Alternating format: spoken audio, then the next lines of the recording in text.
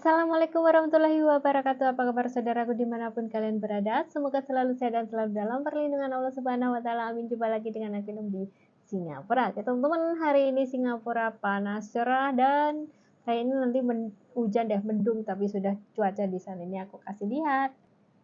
Tuh ya, yang di sana tuh udah mendung-mendung tuh, yang di sana cuacanya udah mendung-mendung. Dan kayaknya masih panas-panas juga. Itu ada bule bawa si anjing ke sana. Sepi ya, kolam renangnya tuh sepi banget. Itu orang bawa anjing.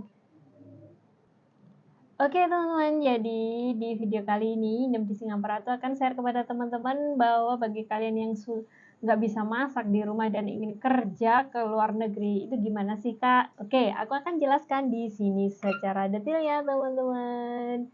Oke, jadi pertama kali pengalaman aku kerja ke Singapura, dan aku juga belum ngerti sih masak apapun itu di Singapura. Terus kalau di PT juga memang diajarin, cuman kan hanya gitu-gitu doang, kayak mudah, kayak simpel kayak gitu. Namun memang benar sih teman-teman ya, di Singapura itu masakannya tuh simpel-simpel banget sih.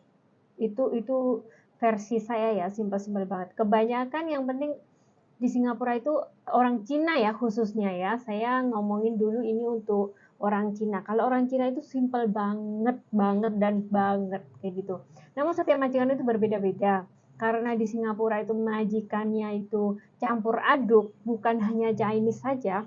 Ada Melayu, ada India, ada bule, ada Arab, eh, ya bule, Western itu juga termasuk majikan bule gitu ya.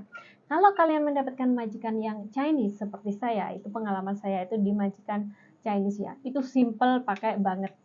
Yang penting ada bawang putih, light sauce, dark sauce, terus juga jahe. Itu sih sama abalone sauce. Itu sih kuncinya di orang Chinese itu. Kuncinya itu mau masak sayur paling juga digoreng goreng bawang putih, terus sayur dimasukin, kasih light sauce, udah. Terus lagi nanti masak daging juga paling juga bawang putih dikeprek, light sauce, dark sauce biar warnanya hitam. Nah, semua daging tuh mayoritas semua daging itu kayak gitu ya masakannya, itu mudah banget ya. Beda kalau dengan Melayu, kalau Melayu pasti banyak rempah-rempahnya. Itu berdasarkan pengakuan dari beberapa teman kayak gitu ya. Kalau Melayu masakannya kayak kita, banyak rempah-rempahnya. Apalagi kalau majikan Indiana. Kalau majikan India itu rempahnya minta ampun, itu banyak banget. Aku nggak ngerti sih.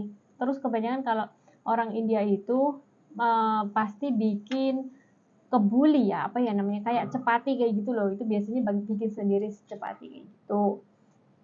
Ya begitulah ya teman-teman. Kalau bule biasanya itu sukanya yang salad, terus yang baking kayak gitu-gitu kalau bule itu ya. Kalau Melayu ya enggak, 11-12 mirip dengan kita lah ya. Cuman di sini kayaknya bumbunya lebih pekat lagi kayak gitu.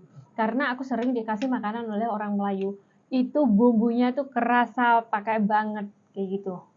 Ya kayak soto, kayak rendang, kayak sambal goreng kayak gitu. Terus bumbunya itu pekat banget. Pokoknya kayaknya lebih pekat deh dari kita gitu, lebih banyak banget deh pokoknya bumbunya itu lebih banyak kayak gitu. Terus kalau majikan Chinese ya sama aja sih, pokoknya bumbunya ada light sauce, dark sauce, bawang putih, terus juga jahe. Itu kayaknya garam kayak gitu ya, itu kayaknya sudah bumbu apa namanya ya, bumbu diharuskan itu ada kayak gitu. Pokoknya mau masak apapun pasti berkecimpung di dunia light sauce, dark sauce, jahe, bawang putih. Gitu doang sih. Simple banget sih sebenarnya kalau majikan kalian mendapatkan majikan yang Chinese kayak gitu. Simple, pakai banget gitu. Untung-untung aja kayak gitu.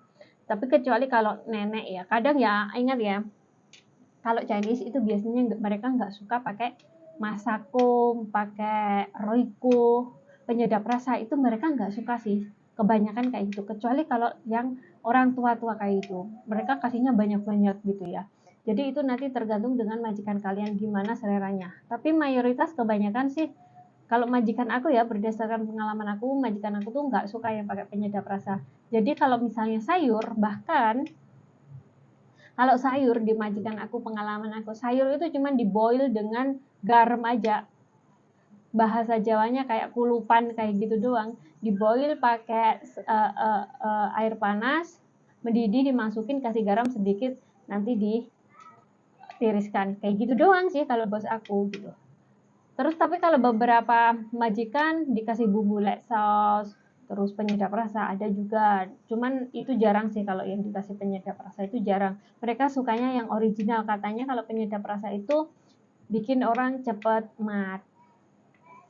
Gitulah ya teman-teman. Cepat mat gitu aja deh ya. Nanti diblokir nanti sama si pihak YouTube kalau ngomong yang aneh-aneh, oke? Oke. Jadi begitulah ya. Jadi buat kalian yang bingung ataupun takut bekerja ke Singapura nggak bisa masak ini itu ya kayaknya itu untuk belajar tuh nggak sulit sih, nggak sulit sebenarnya, nggak sulit, mudah banget karena itu barang yang bisa dilihat oleh mata kayak gitu ya. Cuman kalau yang majikannya agak rewel ya nggak tahu juga sih nantinya ya, dilihat aja ke depannya. Semoga kalian itu sukses semuanya dan mendapatkan majikan yang baik, khususnya yang masih di PT-PT. Semoga kalian cepat bisa dapat majikan dan cepat terbang ke Singapura dan kalian akan menikmati bagaimana nikmatnya kerja di negeri orang, khususnya di Singapura ya. Yang jelas pesan saya adalah kuatkan mental dan kuatkan iman, bawa pulang kesuksesan, jangan bawa yang lain ya teman-teman. Karena di Singapura juga kehidupannya juga agak bebas, jadi kalian harus berhati-hati dalam pergaulan juga. Oke teman-teman, semoga informasi atau sharing dari ini itu bisa bermanfaat buat teman-teman semuanya, dan cukup sekian. Wassalamualaikum warahmatullahi wabarakatuh. Udah kayak mendung gitu teman-teman, udah kayak mendung gitu. Tuh udah mendung, mendungnya udah rata tuh, udah rata. Aduh.